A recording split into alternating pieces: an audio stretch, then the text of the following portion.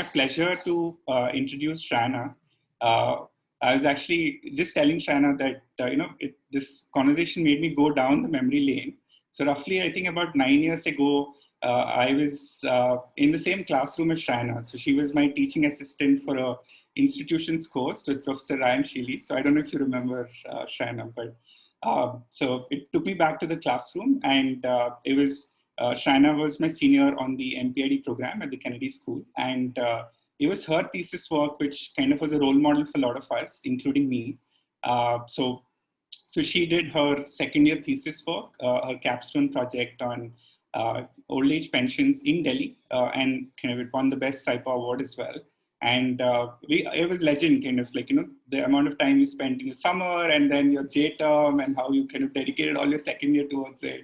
So it was kind of a role model template for a lot of us who wanted kind of either the SIPA award or all the good Indian kids who want kind of, to do well, to show to your parents that you've done well at grad school. So it was definitely kind of my template. So it's great to kind of, now one good thing is, both of us have followed through on a graduate thesis. So that's one thing I definitely want to get started on. Was, could you share a little bit about, I know it takes a lot of deep conviction, commitment to kind of put that much about amount of effort for a graduate thesis, and then like you've almost followed through on it for the last 7-8 years. So could you talk a lot about what motivates you to be doing this work and to be on this intellectual journey? Yeah.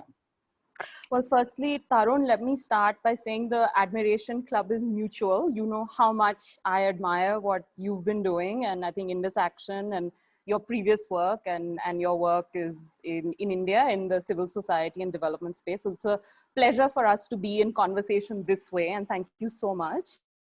Tarun, it's funny, when you mentioned this question, and I was telling you this earlier, I realized I've actually been answering one question essentially for my entire career, which is now, I think, 13 to 14 years, because I was working prior to the MPID and then my work after. And I think to answer, the short version of the answer to your question is, when I was very young, and I think it was a very formative experience, my mother was a social worker. She used to work with Afghan refugees. And as you know, in Delhi, there's a large community that was being settled. And my memories of a childhood were coming back from the school bus, which would then drop me near her center. And there would be a center packed full of these families who actually had nowhere else to go but that center. And they were waiting for resettlement, amounts, resettlement counseling. There was paperwork that needed to be filled out. And I remember the desperation and the joy of just being able to access very small grants for settling into Delhi, linkages with housing and medical assistance. And I think at a very young age at that stage, I think the realization that these transfers, sort of government or multilateral transfers, be it cash, food support, housing support, welfare entitlements, I think as we often refer to them, are so critical as strategic investments in giving people psychological assurance, economic assurance as well, of course, and hope. Because if you now look at these Afghan communities, they're settled into, parts of Delhi, they have thriving businesses, they're now, members of our society. And I think it was at a very young age for me, testament to the fact that, providing these transfers, no matter how small, and this kind of social assistance was very important in people's lives. And I think that essentially set me off on a journey of thinking about how can we make these kinds of transformations and assistance possible for those who need them the most. And then, as you know, right after my undergraduate program, I started to work for the Institute of Social Studies Trust, which is a sort of a think tank, but not a think tank. I call, a do tank, as I know you all, you refer to yourselves. Very much set up by Devki Jain at that point, being led by Ratna Sudarshan. And these are feminist economists who've been working on issues around women in the informal economy. And my work was essentially my first 2 projects were with SEVA, which is, one of the world's largest organizations for women in the informal economy, looking at working conditions, wages of women in the home-based sectors, people who were making BD at home, doing box packaging at home, making incense sticks. And I think that reinforced my early experiences in those Afghan refugee centers, that providing assistance is not just a technical issue, it's actually an issue of coalition building, mobilization, technical solutions as well. And I followed that period of working very closely with activists, with then a job at the Delhi government, where I was working with Mission Convergence, which was a large initiative set up by the Delhi government at the time when Sheila Dikshit was the chief minister. I was a consultant with the group, and the idea was to improve access to multiple social benefit programs for the urban poor, using decentralized points of access for the poor living in slums. And so I think with each stage, right from sort of, I think, childhood, without even realizing it, these formative unknown associations, moving into then working with activists and then, administration, I wanted to then pursue that question, which is how do we, in a technical way, which is politically and administratively feasible, think about coming up with the best solutions to enable and expand access in an inclusive way to a package of benefits that people need, which are strategic investments in their lives. And I think that led me to the MPID and then the thesis, because at that time, in fact, this is, I think, around 2011, the social pension programs, which are unconditional cash transfers given to the poor elderly, poor widows, were one of the largest cash transfer programs that were being operated by the government, because this is before the world of a PM Kisan and other kinds of cash transfers that came into play. And so I was very interested to understand the mechanics of the distribution of this cash, how these systems targeted those who were eligible. And I think, in fact, even after the MPID, and you're absolutely right, or it's interesting, I didn't think about it as I heard you mention it. Through my career at the World Bank, all I've been essentially doing is building systems to improve identification and targeting within the social protection space for benefits. I hope that answers your question, but I think it was sort of the reason I followed through this path was right from childhood, then through experience with movements in civil society, and then getting the academic experience, I think reinforced in me that this was a very important area to work on. And then you contribute based on your skills and your constraints, right? So you do as much as you can given what you're trained to do. And I felt at the bank, this was a good place for me right now to engage closely with government. And then we'll see perhaps in the next phase of my career, who knows, maybe we'll pitch for some lateral entry into government at some point. But I think that's the journey, and it's very much around these questions of targeting. How do you identify the vulnerable? How do you identify the poor? And make sure that robust methods of assistance are provided to them, because these are really important strategic investments, not only in their lives, but in the economy as well, and society. Thanks, Shrayana. So I think, that's kind of a very, organic journey from kind of a lived experience to then kind of, experiences through very various institutions. So I do want to follow on kind of the thesis thread. So I remember, some of your findings were very counterintuitive, especially as to why kind of, frontline bureaucrats, don't trust the documentation that is on offer about poverty levels, and why kind of actually this an MLA certificate is actually a very strong signal, but why is it not correlated to actually cabinet ministers? So can you share a little bit? I was always fascinated to read kind of the findings. It was very counterintuitive as to how kind of targeting happened and how it was actually made effective. So yeah, for the benefit of audience, if you could share what you found. Sure. And Tarun, one thing I want to preface is, of course, this was the world of 2011-12, and a lot has changed since then. I mean, I think the enthusiasm to start to use technology and, integrated platforms, and also the use of rights, I think rights-based mechanisms were slowly gaining momentum at that time. So I think right now, in fact, the targeting and eligibility determination system in Delhi itself looks very different from what it was in 2011 when I was studying it. So I want to start with that. And yet there are certain threads that remain. And in fact, I would say states like Delhi have probably done a better job of trying to rationalize and make some of these methods a bit easier. At the time that I was studying these programs, and this is also at the time that Mission Convergence was being set up, the biggest challenge was that in the slums of Delhi, you needed to prove that you were a resident of Delhi for a specified period of time for any cash transfer benefit to accrue to you. And this required, I mean, you had to sort of move monuments, I think, for people to be able to actually access this kind of proof. Because, I think you work closely now, with street economies, you have a sense of low income settlements and busties. It's very difficult to get electricity bills over 5 years, in like filed neat order. In fact, I wonder, even living in a middle class neighborhood, if sometimes we have that ability to organize the paperwork as beautifully as, the bureaucracy would like at that time. And so that was a huge constraint. I think the constraint of being able to access paperwork. This is before the world of full Aadhaar penetration. And even with Aadhaar, I think one thing we should remember is Aadhaar proves identity. It doesn't prove eligibility. And the other ways you would prove eligibility, which was, you needed to have an income certificate, which sort of specified that you had an income below a certain threshold, which was the eligibility threshold.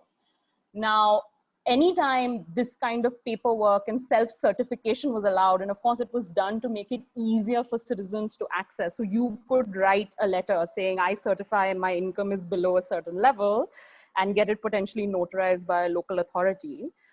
What would happen is when you would apply, usually bureaucrats would screen, and in this case, these were district social welfare officers who's, and the demand for these schemes, of course, outweighed the slots and the budgets that they had at that point of time.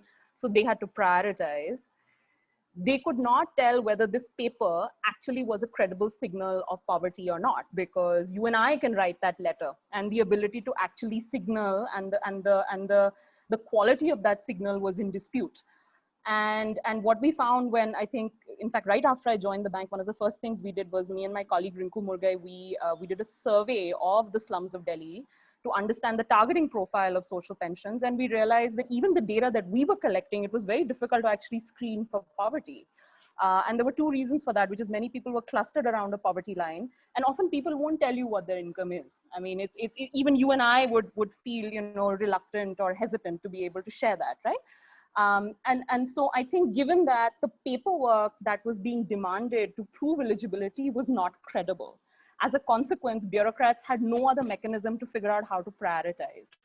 And in a world of weak capacities, and by capacities, I don't mean the intention and the motivation of the lower bureaucracy, because they're extremely motivated individuals. I have nothing but, the deepest sympathy, and I'm really inspired by seeing what they've done, especially in the context of Delhi and the social welfare departments and some of the colleagues that I was dealing with at that point. But it's just that they're buried under a deluge of so many tasks that being able to screen applications extremely closely, and this time it was paper applications, this is before everything went online, and to be able to figure out who should be in the top 10 to receive the benefit was very difficult. And so what increasingly started to happen, and I think there's a history to this, it started as essentially just an informal, like a signature, which would come from an MLA saying this person is eligible, and we countersign their claims of poverty. And then what happened as a consequence, because of the political economy of the slums of Delhi at that point of time, people started applying through the local party karyakartas. So you would have people within the MLA office back then who would maintain registers of applications. And so I realized, actually doing all this work, the best proof of eligibility and the best data on applications was actually sitting with members of the MLA office, right?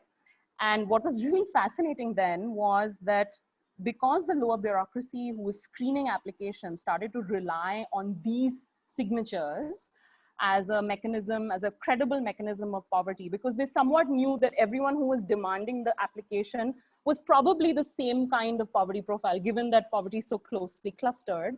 They just used this method to prioritize.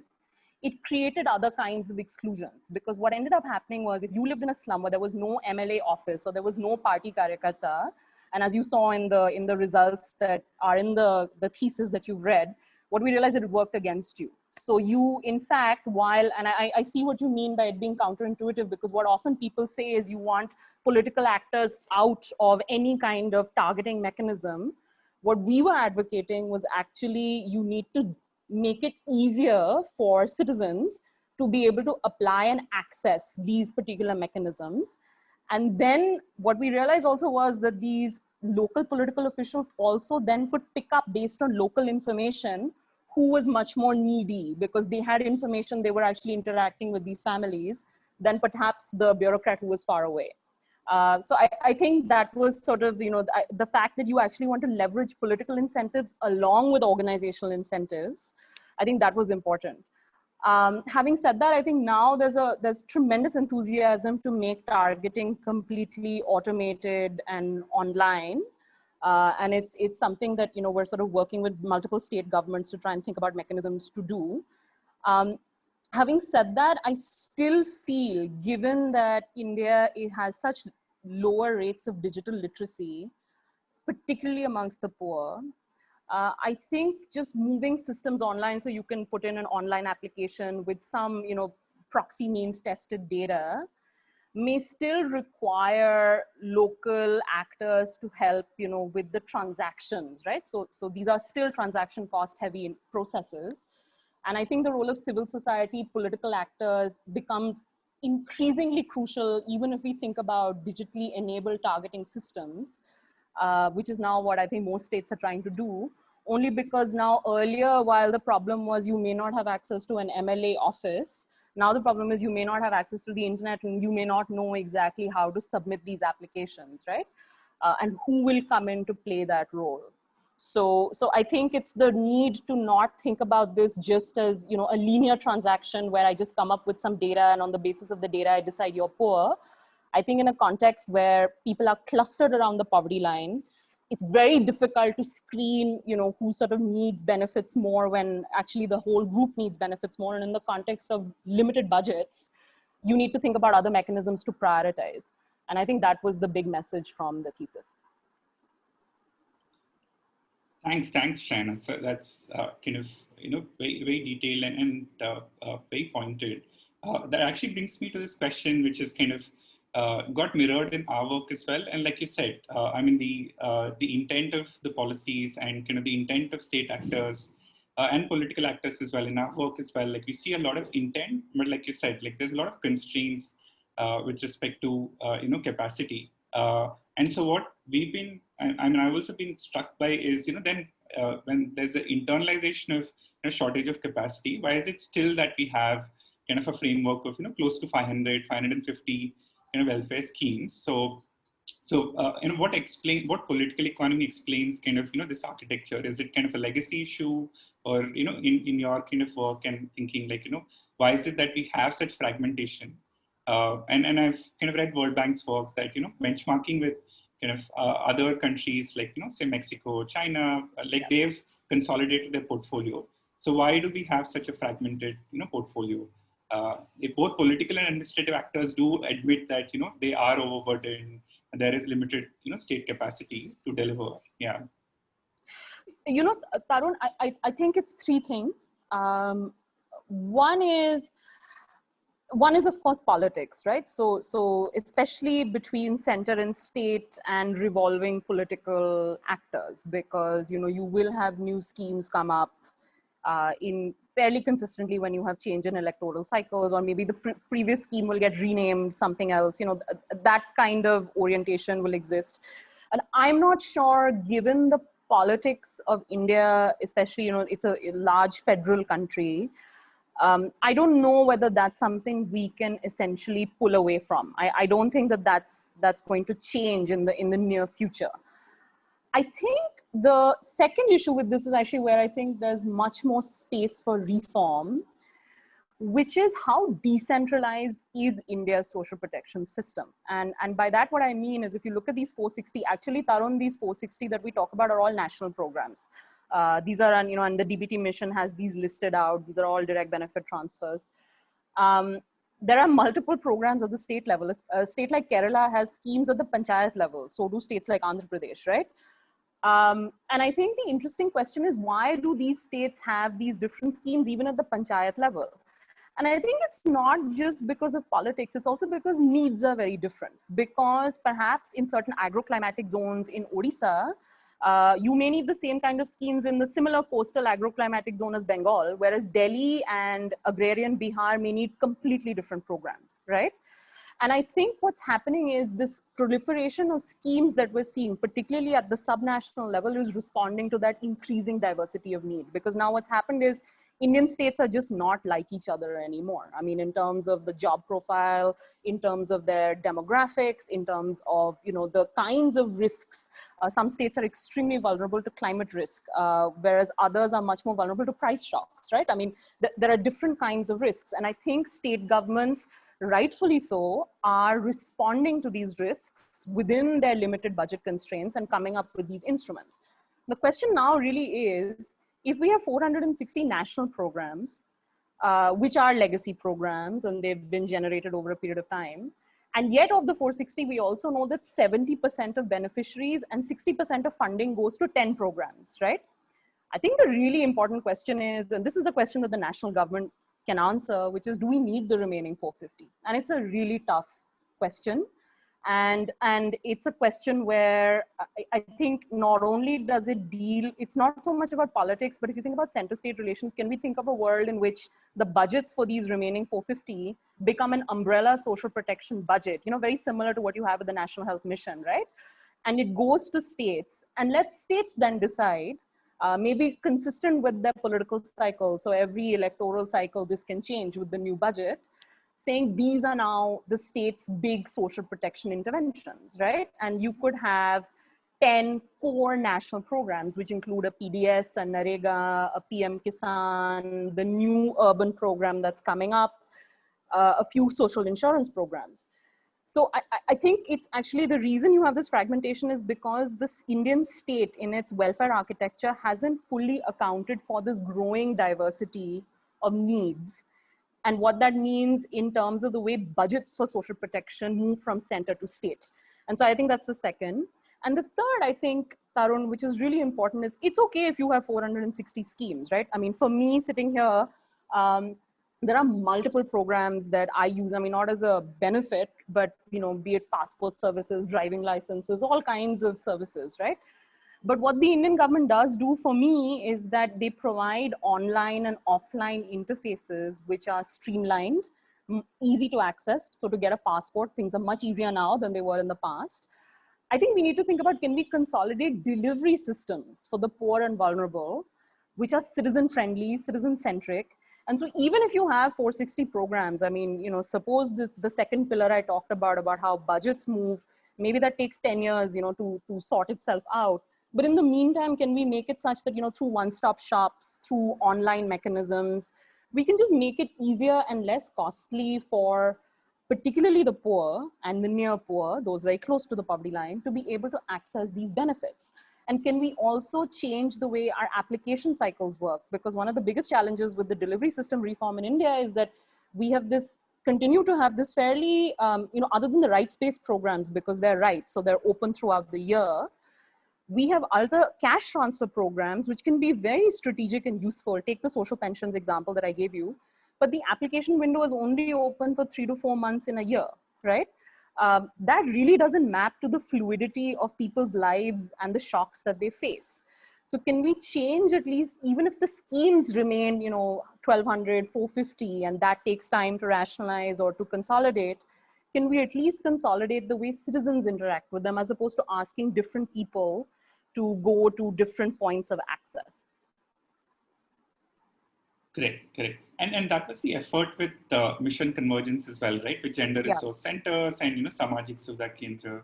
So what's been the kind of learning from the Mission Convergence experience? Like, and I know, like, nationally, like, we have citizen service centers and, you know, VLEs and village level entrepreneurs.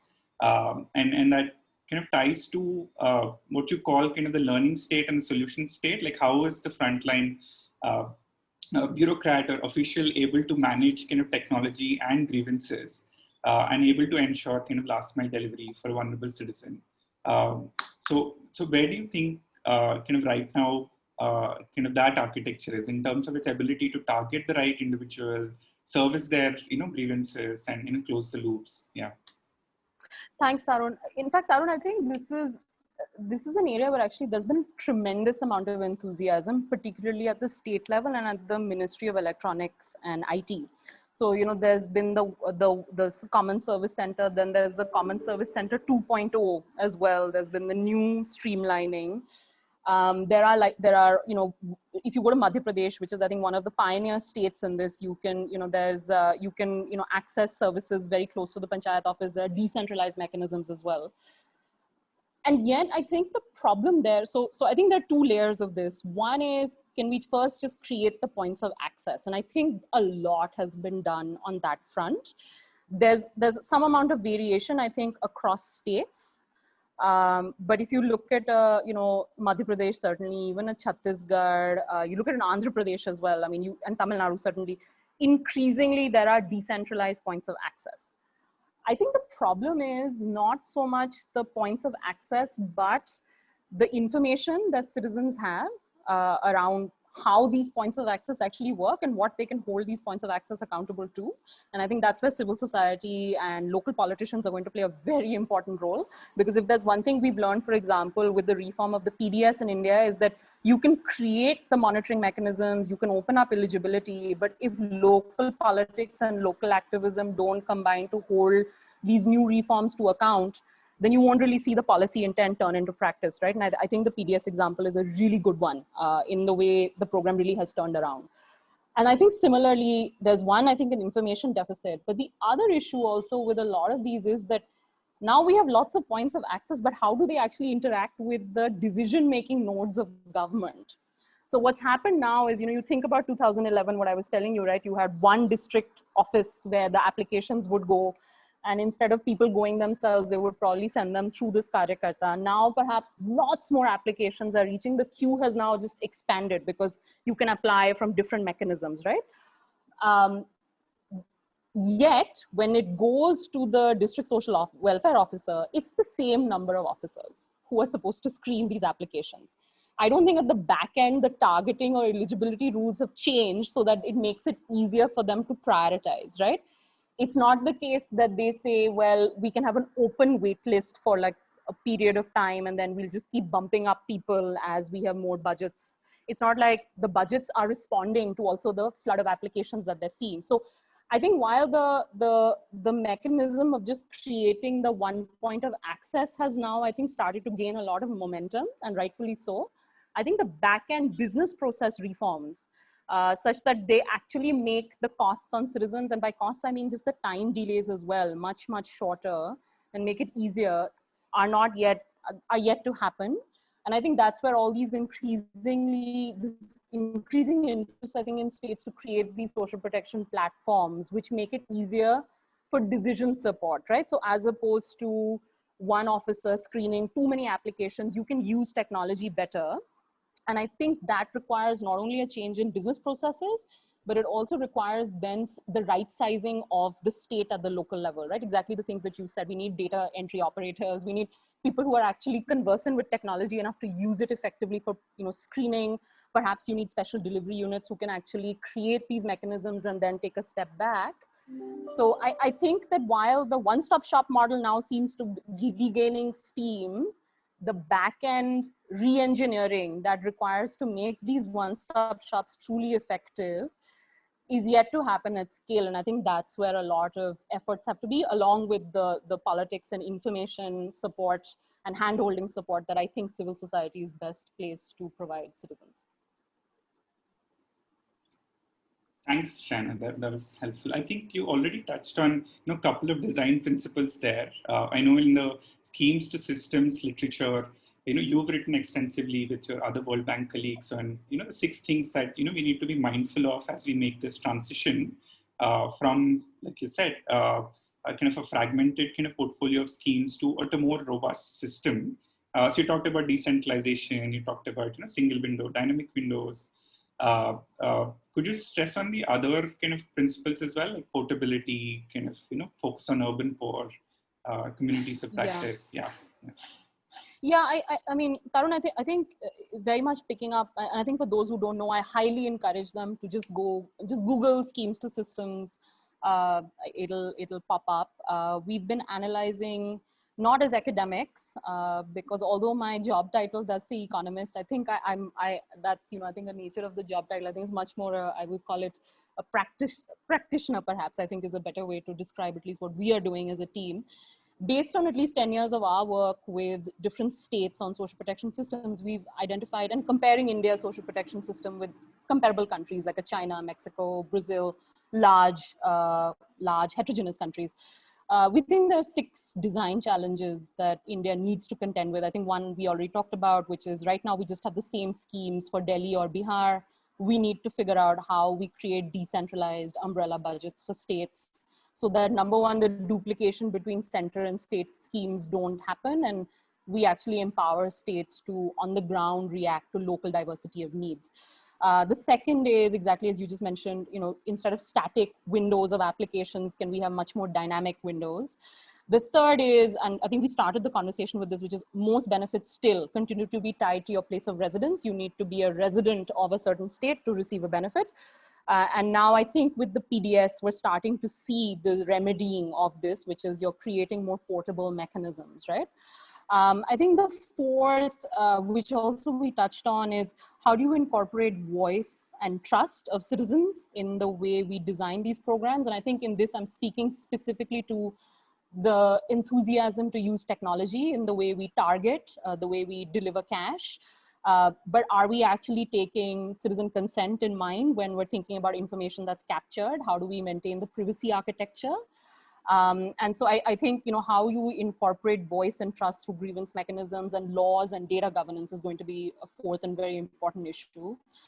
I think the fifth is coordination. And I think this is actually the one that I really want to stress, because we haven't really talked about this, which is, unlike health or education, we have no Ministry of Social Protection. So if you look at a Brazil, or if you look at an Indonesia, you at least have one nodal, unit that may be attached to, say, a Ministry of Social Justice or Ministry of Hunger or whoever else.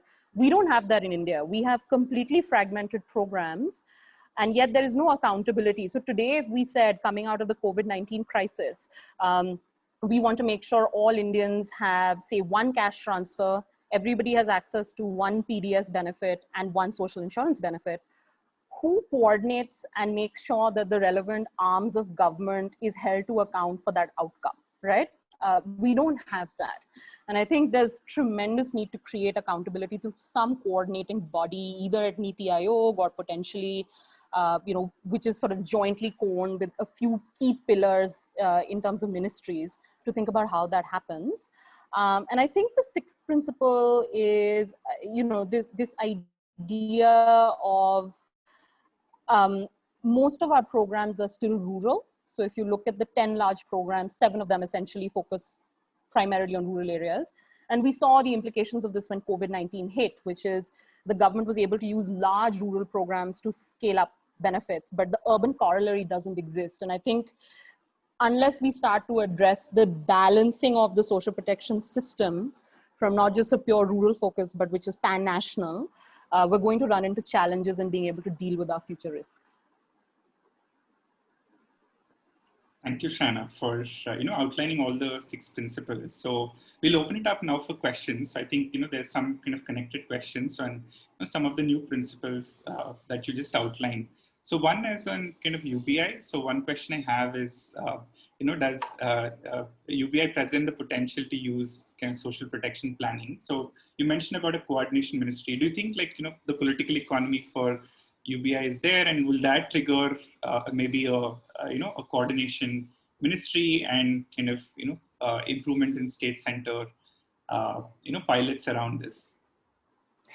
Thanks, Tarun. I want to start by saying, what's really unfortunate I find with the conversation on social protection in India, this is something I know, Tarun, you and I have talked about, but it's good now we're discussing it with others, is I find often the moment you talk about social assistance, protecting the poor or creating a safety net, it immediately degenerates into whose cash transfer idea is better. So do we do a UBI? There's the income dividend. There are like different ideas.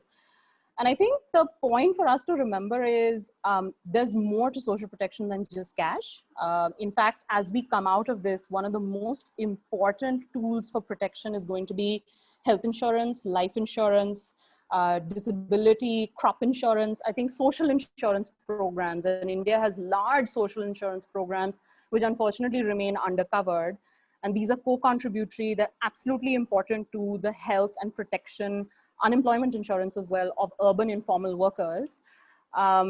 which ensure that if you face times of shocks, you're covered, right? And there's a more fiscally sustainable mechanism of doing it. Having said that, we do have a quasi UBI, which is the PM Kisan in rural areas. And I think we can talk a bit more about the fact that I think the PM Kisan eligibility criteria is perhaps is extremely restrictive, because it doesn't even talk about farmers who don't have land, and there are all kinds of issues around who is eligible and who is not. I think with the UBI, I feel the real question is not whether one can do it or not. You have states who are already trying to pilot these mechanisms. I think the question really is, if you look at the PMGKY transfer, we know that food has reached close to 80% of the poor. Cash has only reached less than half, right? And I think the real challenge with the UBI is not so much the design of the UBI, that's usually the conversation that economists are obsessed with, but rather how do you actually create the mechanisms to get cash out so that people know that they can access the cash, it reaches the right person, it reaches on time. And while I think the public distribution system seems to now have stabilized to a point that you're able to scale up fairly quickly, I don't think the same is true for the cash delivery systems in India. And I think a lot more work needs to be done. On whether a UBI can trigger coordination, I don't know. My sense is that if you have a UBI, say, for example, in urban areas, it would be a ministerial body. And I think social protection is more than a UBI. It's thinking about which instruments respond to the needs of sort of not just the immediate term needs, but also the medium to long term needs of the risk profile of a country. And I think there it's a combination of cash and social insurance along with public works. I don't think the solution is, sure, you can provide benefits immediately. And I think what in the context of COVID, and I think a lot of this conversation around income transfers is really important in the context of immediate relief, which I fully agree. I think there what's really important is, I'm sure you heard, the state disaster response funds, right? So recently now, just I think a week ago, NDMA and the Ministry of Home Affairs have come out and said that you can use up to, I think, 50% of capping of the SDRF can be used to provide assistance to those who are in COVID hotspots and containment clusters. Now, I think using that window, because these are finances that are available to states, to create a mechanism for income transfers to happen, I think that's administratively feasible, because the context and the apparatus already exists. It can be scaled up very quickly, and politically it would be acceptable as well. I think that's where I think conversations around income transfers, I suspect that's actually where a lot of the focus should be, which is how do we use the SDRF better to make quick cash transfers, which are potentially staggered over a period of some kind of shock or crisis, as opposed to perhaps creating a separate program. I think my instinctive reluctance sometimes when I hear about the UBI, and this is completely personal, not a institutional point of view, is that, we have 460 programs. I don't know whether the solution to coordinating 460 programs is to create the 461st. And I sense that while at the state level, you can perhaps think about leveraging platforms to distribute cash quickly, we still have fairly weak administrative systems when it comes to cash delivery. Not so much for the payments, because the DBT platform is extremely, it's allowed scale up of 320 million payments in the context of PMGTY. But I think it's the targeting and eligibility determination questions, right? So even if it's universal, how do people opt in? Do we have a data governance framework such that, people who are opting in, their information is protected? I think it's a lot of those questions. So I think before we think about a UBI, we should think a bit about how do you create the implementation mechanisms for that to actually be triggered.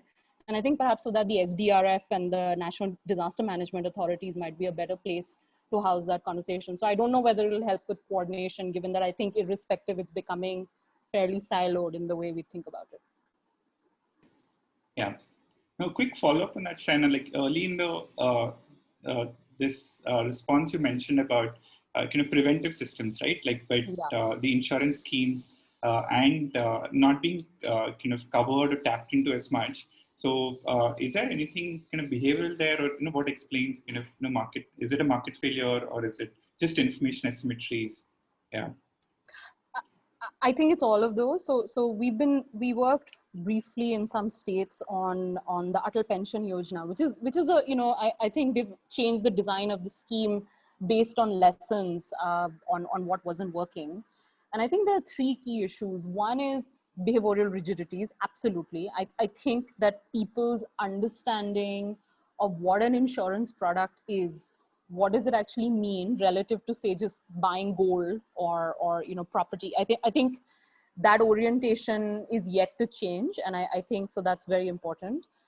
The second is also just the fluidity of the incomes of those who we want to target with these mechanisms, right? So it may not be possible for many daily wage workers to be able to set aside a certain contribution in a predictable way. So how do you create and redesign some of these incentive schemes such that you cater for that, right? And there are different options in the way you can design these products. And I think that's something that really needs to be carefully thought through. So first is behavior, and the second is very much the design and the incentive design and of the schemes. And the third also is that I don't think, and it goes back to this thing about accountability, I feel like with the Indian state, it can do a lot if it sort of works, unfortunately, in what we know as mission mode, right? So you sort of say within 2 years, I want X outcome. And we've seen remarkable things being achieved in that. And I think we need that for social insurance. I mean, while there are good programs, there are lots of organizations in the field trying to, push scale up. I think we need a concerted mission mode, held accountability structure such that we can say in 2 years' time, it is the job of X line agency with the state governments to make sure that every Indian is covered, say, under the health insurance program. And you've seen this, by the way, in the health insurance program, because it actually did reach a fair amount of good coverage precisely because it was monitored and actively, I mean, they had sort of set outcomes for themselves. And so I think it's three. First, certainly behavior. Second, I think the incentive schemes and how you're designing some of these to capture people's fluid incomes. And the third is the accountability mechanism such that government agencies, along with the private actors, can make sure that certain outcomes are achieved on a rapid basis. Got it. Got it. Yeah. Actually, there's a question on kind of accountability, related to accountability from Mayur. So he's asking if, a fiscal constraint of, having a fixed welfare to GDP ratio, would that kind of, change kind of the architecture of welfare spending? Like you said, like, political cycles impact welfare spending, and right now, kind of state is distributing its capacity in a lot of sectors. So his question is like, will a kind of constraint like that maybe coming from a finance commission or kind of finance ministry itself, would that kind of change the dynamic of how welfare is organized at a center and state level? So, a couple of things. I mean, you do have in some countries certain budget laws which say that there has to be some, and yet what you actually find is in times of crisis, those norms then, are either tweaked or violated in some cases, or you figure out mechanisms to adopt them. So I wouldn't want to comment on sort of a strict limit. And I think this is something that, I feel those who actually work on these kinds of fiscal transfer issues can probably comment more. But what I will say is two things. One is actually India's spending on social protection has stayed fairly consistent. And because what you see is, it's typically between, sort of 2 to 2.5% of GDP.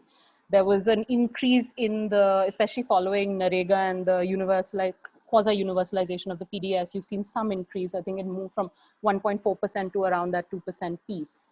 And it's stayed there. And in fact, if you compare that to a Brazil or a China, they're spending more. I mean, I think the only country that has a comparable share of GDP to ours is Indonesia, and they have far fewer programs than us. And one point I want to make is, I think this idea, and I would like to believe it's an antiquated idea because, people have won Nobel Prizes now disputing it, which is this idea that there seems to be some binary between investing in jobs and capacity and other arms of the state and welfare, because welfare is sort of seen, I think, by some people as sort of a dole out, which we need to limit in terms of the spending. But actually, various studies and RCTs, Professor Esther Duflo has written so much on this about the fact that actually, once you start to give people even small cash grants, the psychological assurance that it provides allows them to be more risk-taking. They make better decisions with their investments, not only in human capital, but also entrepreneurship. So, this idea that safety nets are extremely important, not just, as sort of keeping people afloat, but actually empowering them to take on better risks in the job market. I think that's really important. So there is no binary, I think, between the real sectors, as it were, and some of these, sort of welfare demands. And in fact, if you don't invest in human capital and safety nets, you won't have the people to be able to take advantage of the labor market opportunities, and you won't have a working age population that's able to sort of drum up demand, right? So that I think whenever I hear questions of should we have a limit, I think we need to sort of invert that and see, well, it depends on at the time cycle and the fiscal time cycle that we're in, because for example, right now, this period of crisis, fact is we need to invest in people so that, we're able to help them cope through a period of chronic crisis into a period of recovery.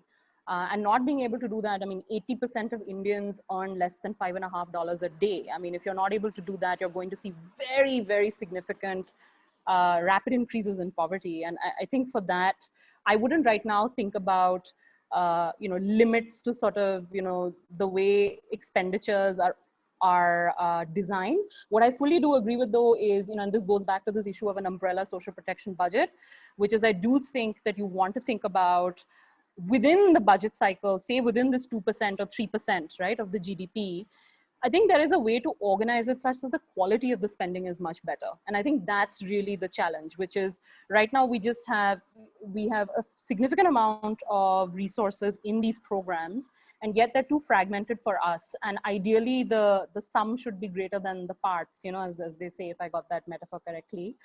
And I think to do that, you do need, and I agree, I think either the Finance Commission or thinking about some coordination entity which thinks about what can an umbrella social protection budget look like. And that, I agree, would then enforce a certain kind of accountability structure in the way we're thinking about these programs.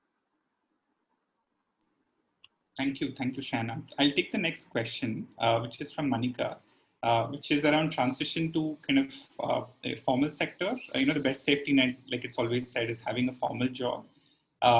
So how do you see that in the context of India, especially with kind of, the advent of gig economy, and also I think the latest introduction of the Code of Social Security bill, which is kind of, due for President's assent. Yeah. Thanks, Tarun. So Tarun, I want to make 2 points on this. I feel that, what COVID has done in a way, especially if you're looking at, I mean, you've been looking at the CMI data results that are coming in, I think as closely as I have. I mean, I think last I saw it's 10% urban unemployment based on the period of May to August. 61% of daily wage laborers are on temporary leave. And so when they say temporary leave, we don't know who'll actually get a job back and who won't. So I, again, at the risk of sounding like a broken record, but I am a broken record when it comes to this. Let me say, I think actually one of the most important cross-cutting pillars to preserving jobs and making people prepare themselves to make transitions in the labor market is having a strong safety net. I think there is, especially given, I think, the amount of volatility right now in the economy with what's happening. And I think in that context, I think we have to think a bit more carefully, because I'm sure you saw the World Bank came out with a jobs report where essentially it said, well, perhaps we need to think about creating skills programs, interventions, active labor market programs, which perhaps acknowledge that it's probably not possible for full formalization to occur in the labor market, but we make the most of what is in the informal economy and the kinds of jobs that are available and the quality of those jobs. And so I think linked to that, I feel there are 2 really important investments. I mean, so one I laid out is the safety nets. But the second is, how do we design labor market transition programs which connect people to jobs? While I do think there are those, I think other economists who sort of study the sectors of the economy much better will have a lot more to say about how do you create an enabling environment when it comes to job creation and creating the right markets. I don't want to go into that. That's really not my area. But what I will say is, even while that work is happening on creating these jobs and creating these markets and setting up the right regulations and access to finance, you need a workforce that is prepared and ready to take advantage of opportunities that are coming, right? And I think for that, we have the Skill India mission. We have, if I remember the number correctly, I think we have around 15 large skill programs in the country. I think taking a rigorous look at how we can make those much more adaptive to the changes in the labor market, I think that's really important. And I think this goes back to that point on coordination, which is it the Ministry of Skills? I mean, they have a convening body which tries to sort of match through sector skill councils, sort of demand to the skill training programs. But I think to sort of make sure that that works in the spirit of being as flexible and as agile as it can be, right? Because otherwise you won't really, I mean, you may do all the sector reforms and you may create some of the jobs, and be it the gig economy, be it even the orange economy, which is, crafts and artisans and so on, the digital economy, and yet we need the workforce to be trained and prepared for it, right? And so for that, I think skill programs, connecting, job matching programs such that you're able to connect workers to the right job. And I think there, what Delhi government is trying to do with the portal is really interesting. You see Odisha trying to come up with its own wage employment program. I think these are going to be really interesting endeavors to sort of track and follow, and to test to see if we can scale up in at least certain geographies. So I think to me, the three critical areas is have the cross-cutting safety net, because people will need it as they think about transitioning. Ideally link some of those safety nets as they are in many other countries. Like if you look at the UK and its sort of stimulus package, it links support to your participation in certain skill programs, and then you graduate out of them based on when you get a job and so on. So I think making those linkages, right, between, cash transfers, livelihood support with sort of job matching, I think that will be really important. And we see this in the context of sort of rural livelihoods programs, but I think in the urban spaces, which is where probably this is now much more needed, we haven't seen it at scale. So I think that will be really important. And the third thing I would like to say though, on this issue of sort of, transitions in the labor market is that I think somewhere there need to be very strong targeted investments for women. Because if you look at now the CMI data, what we find is I think out of 10 working women, 4 are out of a job. We already are in a world in which the labor market is heavily masculine. And I think not only for, I think the economy, but also sort of social equity and reasons, I think we need to be very careful about how these job transitions and matching programs target women. So I feel that those 3 pillars are really important. Have a safety net system that works for everyone. Try and match the safety nets with the skill development program so that you can, skill people, connect them with the right job. And the third, have targeted interventions for women, because I think if we don't have that, we're going to see even more drastic erosion of women in the labor market. And that's a really worrying trend. Yeah, absolutely, Shan. I think the point in, female labor force participation, and especially I think the worrying trend is kind of it's kind of reversing and kind of going in the negative direction. So one follow-up question from Simi on the insurance schemes and systems is in World Bank's kind of experience and tracking, like have there been any behavioral interventions that have worked, given like you said, the behavioral rigidity around kind of savings and behaviors around savings? So has there been any behavioral intervention that seem to work? Yeah. Yeah, so I think a couple of things. One, there's actually, I think, experimental evidence that I'm not aware of in India, but certainly in other countries like Kenya, and I think there are a couple of others in Latin America, where what they find is information through campaigns, as well as hand-holding support in terms of just applications, and some tweaking of the design of exactly this issue that I was saying to you about when do you put the money in, and reminders for the money to be collected, right? And making it easier for people to make contributions seem to have a very significant effect. In India, what I can say is from our work, which is much more process evaluation, sort of mechanisms that we've tried and tested with the PFRDA on the APY and the pension programs. A couple of things that we realized. We were working very closely with Gautam Bharadwaj, who's one of our partners. I think you who's a pensions, I think, global expert. And one of the really interesting things that we learned from that work was that just setting up, I mean, it sounds really simple, but just setting up a desk that sits at the nodal bank, because remember, many of these insurance programs, you have people who are trying to access them through the banking channel, because the application centers it's the banks. You have to go to the banks to apply. Just having a separate dedicated counter so that people find it easier to get all the information that we need seems to have at least increased. I'm not going to say caused increase for all the technical reasons, but there seems to be an association at least between having those options available to people and you see an increase in take up. So I think some of these solutions can actually be really simple, but what you need is a dedicated unit that is testing these out, monitoring the results, making sure that the right things are scaled up where they are, and also acknowledging that perhaps the same interventions may not work everywhere. Because, for example, probably I think a lot of the interventions around information and online access will work very well in urban areas where you have good connectivity.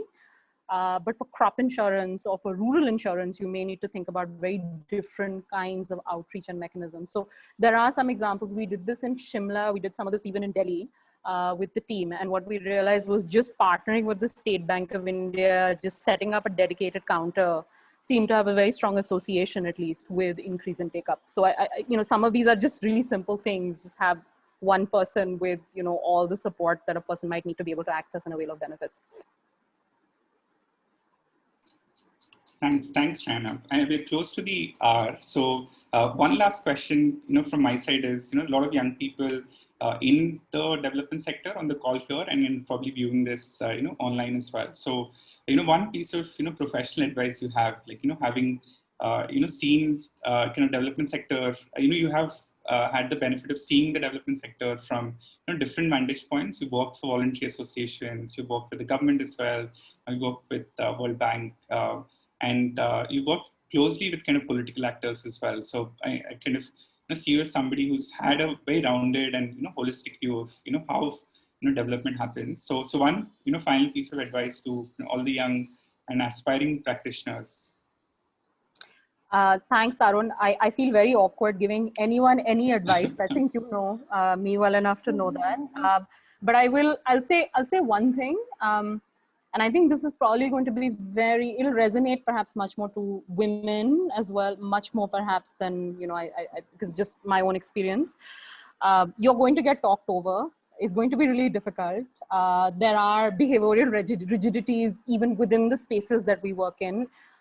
We work in environments that are extremely hierarchical. There are cognitive biases, left, right, center against, young people, women, people of different, there are all kinds of issues. And I think in those periods of frustration, and I've had countless, I rely on two things. One is, of course, I'm a film buff, so I watch every Shah Rukh Khan movie, as you can see from the poster behind me.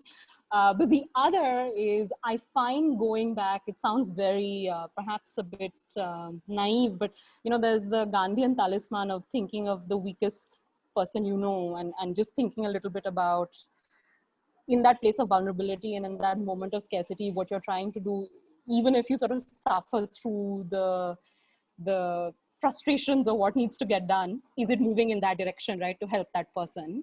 And so I have that for myself, and I think of that a lot anytime I have these moments. So I think creating that some kind of internal, I guess you could call it like a value measure of what you really want to achieve, and always going back to that as the benchmark. I find it sounds really naive, and it sounds also sometimes a little filmy perhaps, but I find that that's very helpful for me, because otherwise you possibly be really frustrated and cynical.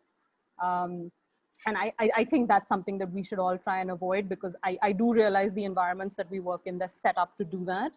I know we're coming up with, but for example, I went from a world in which I was working largely with, with activists, community groups, like informal workers, towards an environment where my first meeting, I remember I was meeting a bureaucrat and he wouldn't even look at me. He'd look at my male colleague and ask him to sort of, he was supposed to be the real. And then over the years, actually this particular bureaucrat and I ended up becoming friends because I realized for him, he came from a very conservative background himself and things were changing for him. So I think we're all dealing with this time of immense social churn and trying to get, sort of development and sort of, social service goals in this moment of churn is very difficult. So each one of us, I think, deals with their own set of frustrations. So I find just going back to some of these, just first principles, like why are we doing this? What is the point of all of this? I think I find going back to that question helps me a lot, and then cultivate a hobby as I have, as you can see from the poster behind me. Thank you, Shrayana. So I think, that's a gentle reminder and a soft nudge for all of us to, dial down on our SRK library, I guess. But but thanks for ending on such a powerful and optimistic note. So, and thank you for being very patient and generous with all your responses. So, I wish you continue to break more glass ceilings and, collectively, of course, hope we kind of, raise the floor in terms of safety nets and, social protection. So thanks a lot. This is very educative for me, and I hope it was the case for everybody else in the call as well. So yeah, I hope this is the start of, many more conversations, offline, and we look forward to kind of learning from the bank and all of the great work. Yeah. Thank you, Tarun. And you know how much I've admired, I think, what you're trying to do. And I hope to be in reverse conversation with you soon at some forum sooner than later. And I wish you all the best with the remarkable things you're trying to do. I know how challenging I think a lot of this is. So thanks for having me, and good luck to everyone, I think, who's working in this space in any way possible. Thanks a lot. It's been a pleasure. I've learned a lot. Thank you, everyone.